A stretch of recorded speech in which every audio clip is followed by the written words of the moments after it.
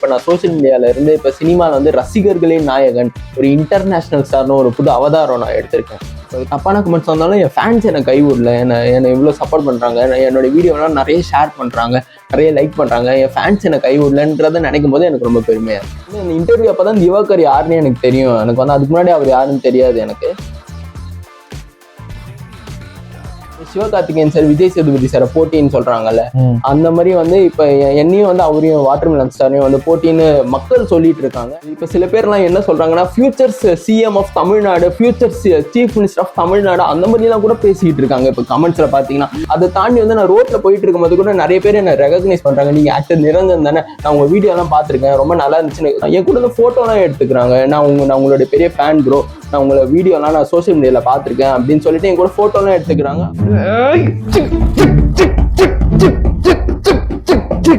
ரொம்ப நாளாவே நான் சொல்லணும்னு இருந்தேன். நான் நிரஞ்சன் டைட்டில் வச்சு நான் வந்து என்னுடைய லைஃப் ஹிஸ்டரியவே வந்து ஒரு பயோகிராஃபியா எடுக்கணும்ன்ற ஒரு எண்ணம் எனக்கு இருக்கு.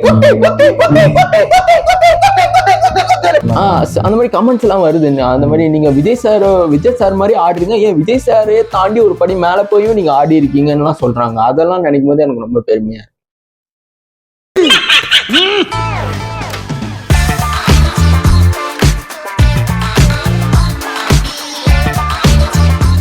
Welcome to common pictures. இன்னைக்கு நம்ம யார் கூட இருக்கோம் பார்த்தீங்கன்னா, யூடியூப் மற்றும் இன்ஸ்டால வைரலான நம்ம ஆக்டர் நிரஞ்சன் கூட வந்திருக்கோம். நிரஞ்சன் எப்படி இருக்கீங்க? வணக்கம் சார், ரொம்ப நல்லா இருக்கேன். நீங்க எப்படி இருக்கீங்க? நல்லா இருக்கேன்.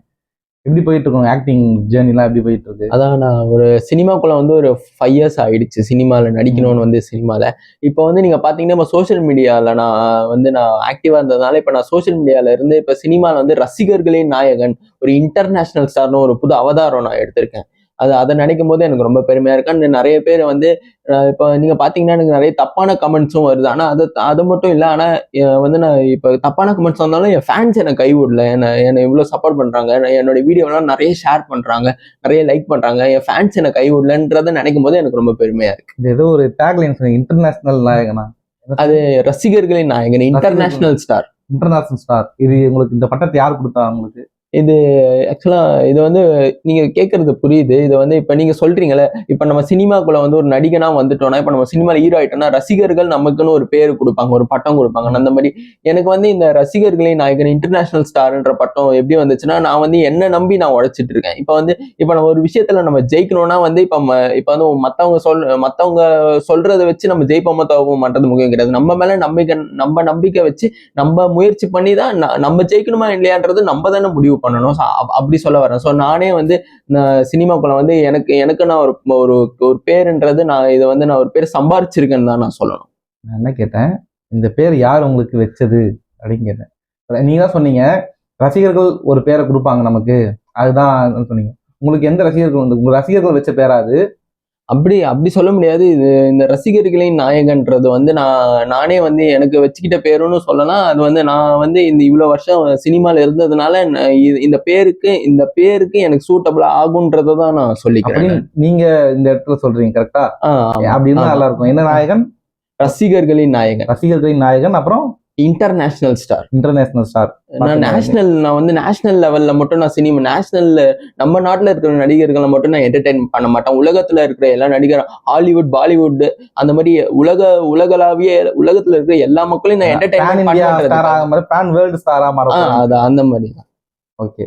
ஆனா அவங்க அதுக்கான ஒரு முதல் படியா தான் இந்த இன்ஸ்டால நீங்க வீடியோ போடுறதெல்லாம் பண்ணிட்டு இருக்கீங்க. ஆமா, அதெல்லாம் உங்களுக்கு ஒரு கான்ஃபிடன்ட் கொடுக்குதா அந்த ஆக்டிங், அந்த வீடியோஸ் எல்லாம்? ஆமா. இப்ப நீங்க பாத்தீங்கன்னா நான் வந்து ஒரு வீடியோலயே நான் வந்து புதுசா நான் ஒன்று இம்ப்ரூவ் பண்ணிக்கிட்டே இருக்கேன்றதுதான் நான் சொல்லுவேன்.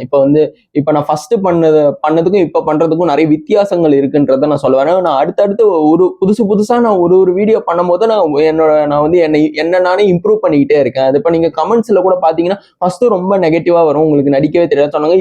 இப்ப நீங்க அந்த கமெண்ட் பாத்தீங்கன்னா நீங்க நல்லா இம்ப்ரூவ் பண்ணிட்டீங்க ப்ரோ, நீங்க நல்லா இம்ப்ரூவ் ஆயிருக்கீங்க அந்த மாதிரி பாசிட்டிவா வர்றது, அந்த வர கமெண்ட் பார்க்கும்போது எனக்கு ரொம்ப பெருமையா இருக்கு.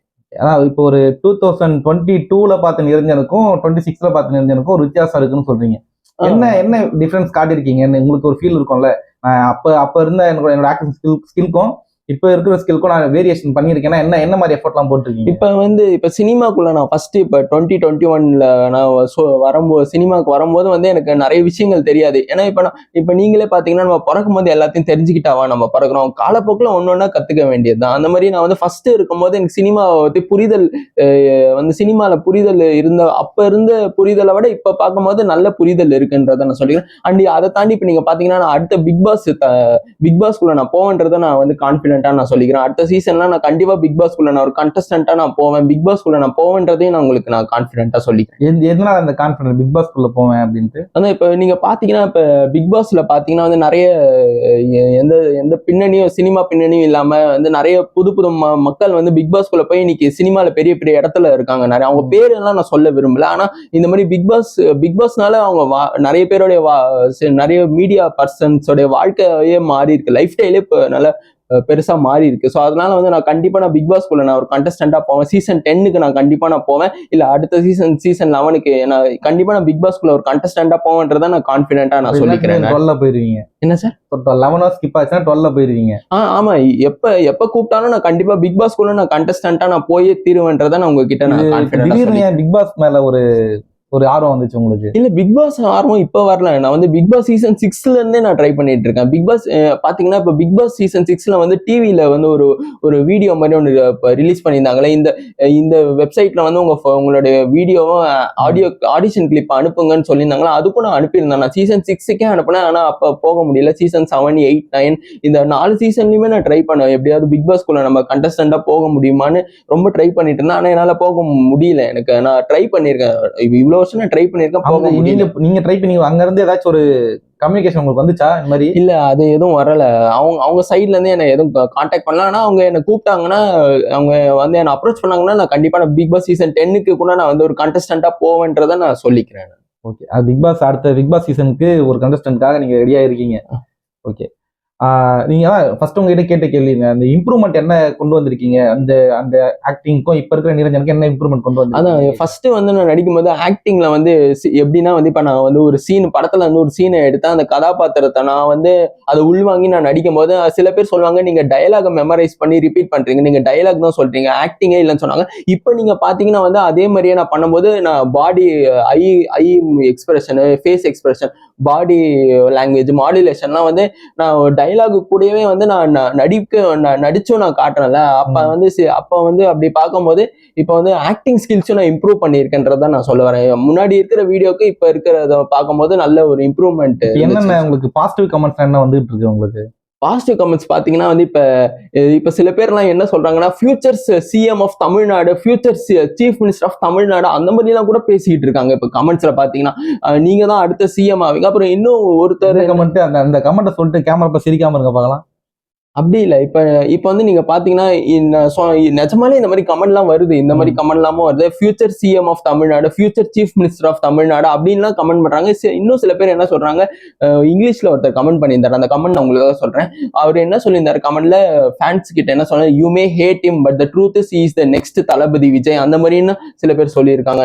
நீங்க தான் அடுத்த தளபதி விஜய், நீங்க தான் அடுத்த சூப்பர் ஸ்டார், அந்த மாதிரிலாம் கூட ஃபேன்ஸ் கமெண்ட் பண்றாங்க. எனக்கு வந்து அவங்களுடைய பட்டத்தை வாங்கணும்ன்றது என்னுடைய நோக்கம் கிடையாது. நான் யாருன்றது இந்த உலகத்துக்கு தெரிய வச்சுட்டு போயிட்டே இருக்கணும். அதுதான் என்னுடைய எண்ணம். மத்தவங்களுடைய அடையாளத்தை நான் எடுத்துக்கணும்னு என்னைக்குமே நான் நினைக்க மாட்டேன். அது தளபதின்ற ஒரு பட்டம் வந்து சேஃப் தான். இல்ல, தளபதினா தளபதி விஜய்னா அது ஒருத்தர் தான், சூப்பர் ஸ்டார்னா அது ஒருத்தர் தான். யாரும் யாருடைய ரசிகர்களும் எடுத்துக்க முடியாது. ரசிகர்கள் அவங்களுக்கா வர்றதுதான். உங்களோட பட்டம் என்ன சொன்னீங்க? இந்த ரசிகர்களின் நாயகன், இன்டர்நேஷனல் ஸ்டார். அது வந்து இன்டர்நேஷனல் ஸ்டார்னா அது ஒரே ஆள் தான், அது நம்ம நிரஞ்சன் தான். ஓகே, ஹேட் கமெண்ட்ஸ்லாம் உங்களுக்கு எப்படி வந்துட்டு இருக்கு? இப்போ ஹேட் கமெண்ட்ஸ்ன்னு பாத்தீங்கன்னா கெட்ட வார்த்தைகள் வரும், அது வரும். அதுக்கப்புறம் பாத்தீங்கன்னா வந்து மேக்சிமம் வந்து எப்படின்னா கலாய்க்கிற மாதிரி தான் இருக்கும். முன்னாடிலாம் பாத்தீங்கன்னா பயங்கரமா வந்து ரொம்ப வல்கராலாம் வரும். ஆனா இப்போதைக்கு பாத்தீங்கன்னா வந்து நல்ல ஒரு மாதிரி எப்படின்னா ஃபேன்ஸ் ஒரு மாதிரி கலாய்க்கிற மாதிரி தான் பேசுறாங்க. ரொம்ப தப்பாலாம் இப்ப பேசுறது இல்லை. ஃபர்ஸ்ட் கம்பேர் பண்ணும்போது அதை பார்க்கும்போது பரவாயில்ல, நான் ரசிகர்கள் வந்து நம்மள ஒரு நடிகர்களா வந்து நம்மளை ஒத்துக்கிட்டாங்களே, பரவாயில்ல, நம்ம ப்ரூவ் பண்ணிட்டோம்னு ரொம்ப ஒரு பெருமையா இருக்கு எனக்கு. அதான் நினைக்கிறேன். உங்களோட கமெண்ட்ஸ் கொஞ்சம் ரீட் பண்ணி பார்ப்போமா, எந்த மாதிரி கமெண்ட்ஸ் வருதுன்ட்டு? அது உங்க இஷ்டம், நீங்க உங்களுடைய விருப்பம். இது வந்து நீங்க ரீசெண்டா ஒரு வாரத்துக்கு முன்னாடி போட்ட போட்டோஸ், ஒரு வீடியோக்கான கமெண்ட்ஸ் இது. கீழே வந்து கேப்ஷன்ல டைம் டு லீட்னு போட்டிருக்கீங்க. அதுக்கு வந்து டைம் டு லீட் போட்டு எக்ஸ் போட்டு time to leave time to டைன்னு போட்டிருக்காங்க. அது இப்ப வந்து அது பாத்தீங்கன்னா வந்து இப்ப அங்க ட்ரோல் பண்றவங்க அது பண்ணிட்டு தான் இருப்பாங்க. நம்ம வந்து அதெல்லாம் கண்டுக்காம வந்து நம்மள கோலை நோக்கி நம்ம போயிட்டு இருக்கோம். அதை அச்சீவ் பண்ணணும்னு போயிட்டு இருக்கோம். நீங்க இது பாத்தீங்கன்னா வந்து நான் எப்பயுமே வந்து நான் நல்லதா தான் நினைப்பேன். நான் எதுவும் நெகட்டிவா நினைக்க மாட்டேன். நான் இது வரைக்கும் நீங்க பாத்தீங்கன்னா நான் சினிமால வந்து இவ்வளவு வருஷத்துல நான் எந்த ஆக்டரை பத்தியும் நான் தப்பா பேசினதே கிடையாது. அது மத்தவங்களை பத்தி நான் அவ்வளவா தப்பா பேசினது கிடையாது. அதை தாண்டி வந்து இப்ப பாத்தீங்கன்னா இப்ப நீங்க கமெண்ட் சொன்னீங்களா, அந்த கமெண்ட் வந்து நெகட்டிவா வருதுன்னா வந்து நெகட்டிவ் கமெண்ட்ஸ் வந்துட்டே தான் இருக்கும். எனக்கு மட்டும் இல்ல, நிறைய பேருக்கு எல்லா செலிபிரிட்டி ஃபேஸ் பண்ணக்கூடிய ஒரு விஷயம் தான் இது. அது என்ன டிஃபரன்ஸ்னா அவங்களுக்கு கம்மியா வரும், எனக்கு அதிகமா வரும். அதுதான் வித்தியாசமே தவிர மத்தபடி வந்து நான் ரொம்ப கெட்டவெல்லாம் நான் ஒண்ணும் கிடையாது. நான் வந்து சினிமாக்கு வந்தது ரசிகர்களை என்டர்டெயின் பண்ணணும்ன்றத வந்திருக்கேன். சினிமால பணம் சம்பாதிக்கணும் தான், அது முக்கியமான விஷயம் தான். ஆனா சினிமால பணம் சம்பாதிக்கிறத விட ரசிகர்களை சம்பாதிக்கிறது தான் பெரிய விஷயம்ன்றத நான் சொல்லிக்கிறேன். இப்போ நான் வந்து நிரஞ்சன் வந்து எந்த அளவுக்கு மெச்சூர்டான ஒரு பர்சன்றதை இப்போ பார்க்கலாம். இப்போ நான் ஒரு கமெண்ட் படிக்கிறேன், அது வந்து பாசிட்டிவ் கமெண்டா நெகட்டிவ் கமெண்டா நீங்க தான் சொல்லணும். ஓகேவா? நீங்க இந்த வீடியோக்கு தான் பார்த்துட்டு இருக்கேன். இந்த வீடியோக்கான கமெண்ட் தான். அந்த வீடியோ கமெண்ட்ஸ் வந்து ஆனா நீங்க பாத்தீங்கன்னா எனக்கு வந்து நிறைய வந்து மத்த வீடியோலாம் அதுல கமெண்ட்ஸ் கம்மியா வரும். என்னோட வீடியோக்கு கமெண்ட்ஸ் அதிகமா வருது. அது அது அது என்ன கெட்ட வார்த்தையில கமெண்ட் இருக்கு.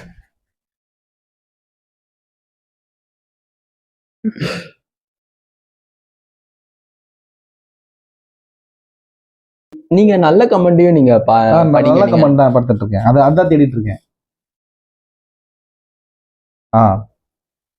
என்னடா இவன் ரோபோ மாதிரி பண்றான். இது எப்படி பாசிட்டிவா எடுத்துக்கிறீங்களா நெகட்டிவா எடுத்துக்கிறீங்களா? இப்ப நீங்க பாத்தீங்கன்னா வந்து இப்ப இப்ப ரோபோ கூட தான் மனுஷனாக ட்ரை பண்றாங்க. ஆனா வந்து மனுஷனை மிஷினாவே மாத்த ட்ரை பண்றாங்க. அது என்னால புரிஞ்சுக்க முடியல. அது நீங்க என்னவோ சொல்ல ட்ரை பண்றீங்க, அது எனக்கு புரியல. என்னன்னா நீங்க ஒரு ஆக்ட் பண்ணிருக்கீங்க, அது நீங்க என்ன ரோல் பண்ணிருக்கீங்கன்னு உங்களுக்கு தெரியும். அது வந்து என்னடா ரோபோ மாதிரி பண்றான் அப்படின்னு கேட்டிருக்காங்க. அது எதனாலனா வந்து அந்த ஸ்லோ மோஷன்ல அந்த சீனை வைக்கணும். அந்த ஸ்லோ மோஷன் ஆப்ஷன் வரல. அதனால நானே ஸ்லோ மோஷன்ல பண்ணிட்டேன். ஸ்லோ மோஷன்ல நானே அது வந்து இப்ப வந்து எந்த டெக்னிக்கும் இல்லாம நான் வந்து ஒரு மாதிரி அப்படியே யதார்த்தமா பண்ணிருக்கேன்றது இல்லாம ஸ்லோமோலாம் உங்களால பண்ண முடியும்.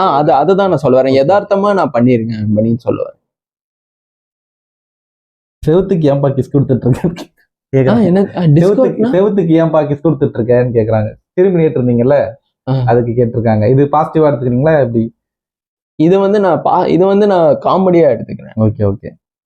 ஆனா அவங்க காமெடியா சில கமெண்ட்லாம் வந்து ஒரு மாதிரி கலாய்க்கணும்னு தானே அவங்க. அது எப்படின்னா எனக்கு இந்த மாதிரி கமெண்ட் பண்றதுனால என் ரசிகர்கள் மேல எனக்கு கோவம்லாம் எதுவும் கிடையாது. நான் வந்து அதை பரவாயில்ல, இவங்க ரசிகர்கள்னா வந்து நம்மளை விரும்புறவங்களும் இருப்பாங்க, நம்மளை வரவேற்கிறவங்களும் இருப்பாங்க, நம்மள இந்த மாதிரி ட்ரோல் பண்றவங்களும் இருப்பாங்க. நம்ம இந்த நதி மாதிரி நம்ம வேலையை செஞ்சுட்டு போயிட்டே இருக்கணும் தான் நான் நினைப்பேன். அந்த குட்டி ஸ்டோரி சொன்னார்ல தளபதி விஜய் சார், அதுதான் என் மைண்டுக்கு ஃபர்ஸ்ட் வரும் எப்பயுமே இந்த மாதிரி நெகட்டிவ் கண்டென்ட் பார்க்கும் போதும். நம்ம வந்து நம்ம வேலையை கரெக்டா செஞ்சுட்டு இருப்போம்ன்றதுதான் நான் சொல்லுவேன். சூப்பர். ஒருத்தன் திரும்ப ஒரே மாதிரி நடிச்சு சாவடிக்கிறான், இன்னொருத்தன் திரும்புறதெல்லாம் நடிக்கிறதுன்னு சொல்லி சாவடிக்கிறான் அப்படின்னு போட்டிருக்காங்க. திரும்ப நடிச்சு சாவடிக்கிறது யாருன்னு தெரியும். அது ஒருத்தர் திரும்பதெல்லாம் நடிக்கிறதுன்னு சாவடிக்கிறான்னா அது உங்களை சொல்றாங்க. திரும்பி நிக்கிறதெல்லாம் நடிக்கிறது. அது நான் உங்களுக்கு ஒரு விஷயம் தெரியுமா, நான் வந்து இது வரைக்கும் இவ்வளவு வீடியோ பண்ணியிருக்கலாம். ஒரு இது கூட நான் டிஎஸ்எல்ஆர் கேமரா யூஸ் பண்ணி எடுத்தது எல்லாமே ஃபோன் கேமராலேயே நான் இவ்வளவு இதுவும் ஸ்மார்ட் போன் கேமராலேயே தான் நான் எடுத்திருக்கேன். அதை நான் சொல்லிக்கிறேன். ஏன்னா டிஎஸ்எல்ஆர் கேமரா வாங்குற அளவுக்கு அவ்வளோ செலவு பண்ணி அவ்வளோ அஃபோர்ட் பண்ற அளவுக்கு வந்து அது எனக்கு ரொம்ப அது கஷ்டமா இருந்துச்சுன்னு சொல்லிட்டு நான் ஃபோன் கேமராலேயே என்னால மேக்ஸிமம் எவ்வளவு முடியுமோ அதை இப்போ டான்ஸ்லாம் சிங்கிள் ஷாட்ல டான்ஸ் ஆடுறதெல்லாம் வந்து ஃபோன் கேமராலேயே தான் நான் ஷூட் பண்ணி அதை நானே கேமராவை வச்சுட்டு அந்த கேமரா பார்த்து நடிச்சுப்பேன் நான். ஸோ அப்படிதான் நான் ட்ரை பண்றேன். இப்போ நான் என்னை எடுக்கிறது கூட வந்து யாருமே கிடையாது வீடியோ எடுக்கிறது. நானே கேமரா வச்சு எல்லாமே editing, camera, direction, acting, dance எல்லாமே தனியால நான் பண்ணிட்டு இருக்கேன். அது வந்து நீங்க அதை நான் உங்ககிட்ட முன்னாடி சொல்லிக்கிறேன்றதை நான் உங்ககிட்ட நான் சொல்லிக்கிறேன்றதை இன்னொரு தடவை சொல்லிக்கிறேன். சரி, உங்களை இப்போ ஆக்ட் பண்றப்போ அதுக்கான காஸ்டியூம்ஸ்லாம் ரெடி பண்றீங்க இல்லையா, அதெல்லாம் எந்த மாதிரி பண்றீங்க? அது என்கிட்ட இருக்கிற காஸ்டியூமே தான் நான் பண்றேன். புதுசாவும் நான் அவ்வளவா நான் வாங்க மாட்டேன். என்கிட்ட இருக்கிற காஸ்டியூமை வச்சு நான் அப்படிதான் நான் பண்ணிட்டு இருக்கேன். காஸ்டியூம் வந்து நான் கடையில இருந்தெல்லாம் நான் கடையில இருந்து வாங்கி பண்றது கிடையாது. அது நானே வந்து என்கிட்ட என்ன இருக்கோ அதை வச்சு நான் பெஸ்டா கொடுக்கணும்னு நான் பண்ணிட்டு இருக்கேன். ஓகே.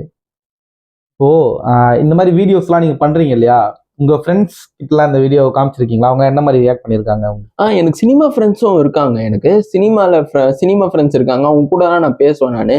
அவங்க வந்து அவங்க ஃப்ரெண்ட்ஸ் மேக்ஸிமம் அவங்க எதுவும் வந்து என்ன ட்ரோல்லாம் பண்ண மாட்டாங்க. அவங்க வந்து கலாய்க்க மாட்டாங்க. ஏன்னா அவங்களும் சினிமால தானே ட்ரை பண்ணிட்டு இருக்காங்க. அவங்களுக்கும் அவங்க வந்து எனக்கு வந்து சோசியல் மீடியால இருக்கிற ஃப்ரெண்ட்ஸும் இருக்காங்க. சோசியல் மீடியால ஆக்டிவா இல்லாத ஃப்ரெண்ட்ஸும் இருக்காங்க. சில பேர் என்ன சொல்லுவாங்க, நீ ட்ரை பண்ணு. நம்ம நம்ம எல்லாரும் வந்து நம்மளும் சினிமால வந்து நானும் உங்கள மாதிரி தான். எந்த சினிமா பின்னணியும் இல்லாம திறமையை மட்டும் நம்பி சினிமால சாதிக்கணும்னு முயற்சி பண்ணிட்டு இருக்கோம். அதனால நீ ட்ரை பண்ணுடா. நீ நம்ம எல்லாரும் சேர்ந்து ஜெயிச்சா அது சந்தோஷம் தான். அந்த மாதிரி தான் சொல்லுவாங்க. வீட்ல பேரண்ட்ஸ்லாம் என்ன மாதிரி ரியாக்ட் பண்றாங்க? ஃபர்ஸ்ட் வந்து சினிமாக்குள்ள வந்து போகும்போது வந்து பயந்தாங்க. ஏன்னா வந்து சினிமான்றது நிரந்தரம் கிடையாதுல்ல. அது ரொம்ப ரிஸ்கான ஃபீல்டு. இப்ப சினிமால வந்து சாதிக்கணும்னு வந்து காணாம போனவங்க நிறைய பேருங்க இருக்காங்க. அந்த மாதிரி நினைக்கும் போது அப்ப அதுக்கப்புறமா இந்த மாதிரி அவங்க சொல்லும் போது நான் ஆடிஷன் போகும்போது சினிமா வாய்ப்புகள் எனக்கு வரல. நான் அதனால வந்து அப்படிதான் சோசியல் மீடியாவுக்குள்ள வரணும்னு நான் முடிவு பண்ணேன். அப்ப வந்து சோசியல் மீடியால வந்து நான் இந்த மாதிரி முயற்சி பண்ணிட்டே இருக்கேன்றதை பார்த்து அவங்க ஃபேமிலியில வந்து சரி நீ ட்ரை பண்ணு, நீ உனக்கு நல்ல ஃபியூச்சர் இருக்கு, நீ சினிமால பெரிய ஆளா ஒரு பெரிய ஹீரோ ஆனா அது எங்களுக்கு சந்தோஷம் தான் அப்படின்னு வீட்டுல சொன்னாங்க. இப்ப அவங்க சப்போர்ட் பண்றாங்கன்றது நினைக்கும் போது எனக்கு ரொம்ப சேஃபா இருக்கு. உங்களுக்கு ஒரு ரசிகர்கள் இருக்காங்க, உங்களுக்கு ஃபேன்ஸ் இருக்காங்கன்னு சொல்றீங்க இல்லையா? யார் அந்த ரசிகர்கள் வந்து உங்களோட ஃபாலோவர்ஸ் தான் ரசிகர்கள் சொல்றீங்களா?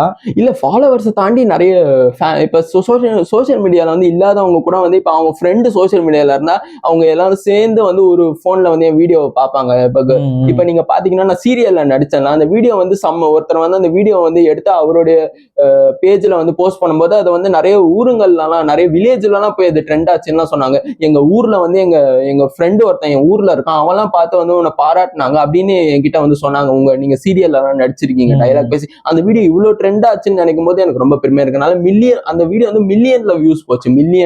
மில்லியன்ல போகும்போது பாத்தீங்கன்னா வந்து ஊர்ல எல்லா தமிழ்நாடு ஃபுல்லா அது போய் வந்து அந்த வீடியோ வந்து ட்ரெண்ட் ஆச்சு. எல்லாரும் பார்த்திருக்காங்க. அப்புறம் அதை தாண்டி வந்து நான் ரோட்ல போயிட்டு இருக்கும்போது கூட நிறைய பேர் என்ன ரெகக்னைஸ் பண்றாங்க. நீங்க ஆக்டர் நிரஞ்சன் தானே, நான் உங்க வீடியோ எல்லாம் பார்த்திருக்கேன், ரொம்ப நல்லா இருந்துச்சுன்னு கமெண்ட்ல பாத்தீங்கன்னா நெகட்டிவா கமெண்ட் சொல்றாங்க. ஆனா நேர்ல பார்க்கும்போது யாரும் என்ன நெகட்டிவா எதுவும் சொல்றது இல்ல. பாசிட்டிவ் தான். என் கூட வந்து போட்டோ எல்லாம் எடுத்துக்கிறாங்க. நான் உங்களுடைய பெரிய ஃபேன் ப்ரோ, நான் உங்களை வீடியோ எல்லாம் நான் சோசியல் மீடியால பார்த்திருக்கேன் அப்படின்னு சொல்லிட்டு என் கூட போட்டோ எல்லாம் எடுத்துக்கிறாங்க. அதுக்கப்புறம் அவங்க எடுத்துட்டு அவங்க அப்படியே அவங்க வேலையை பார்த்துட்டு அவங்க போயிடுறாங்க. அப்புறம் ரொம்ப டிஸ்டர்ப்லாம் பண்ண மாட்டேங்கிறாங்க. அதை நினைக்கும் போது நான் இவ்வளவு பேருக்கு நம்ம தெரிஞ்சிருக்கோமான்றதை நினைக்கும் போது எனக்கு பெருமையா இருக்கு. ஓகே.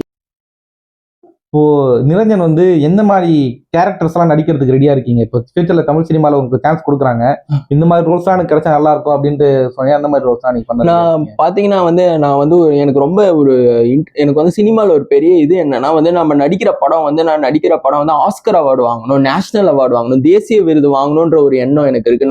நான் நடிக்கிற படம் வந்து ஒரு நேஷனல் அவார்டு வாங்கி நம்ம தமிழ் சினிமா வந்து ஒரு உலக சினிமாவுக்கு கொண்டு போய் சேர்க்கிற பெருமை என்னை வந்து சேரணும்ன்ற ஒரு எண்ணம் எனக்கு இருக்கு. நம்ம தமிழ் சினிமா வந்து அடுத்த கட்டத்துக்கு கொண்டு போகணும். நிறைய இப்போ உலக நாயகன் கமலஹாசன் சார் வந்து நம்ம தமிழ் சினிமாக்கு எவ்வளவு புது டெக்னாலஜி எல்லாம் கொண்டு வந்தார்ல. நிறைய அவர் படங்கள்ல வந்து புதுசா நிறைய டெக்னாலஜி கொண்டு வந்தாரு. பேசக்கூடாது.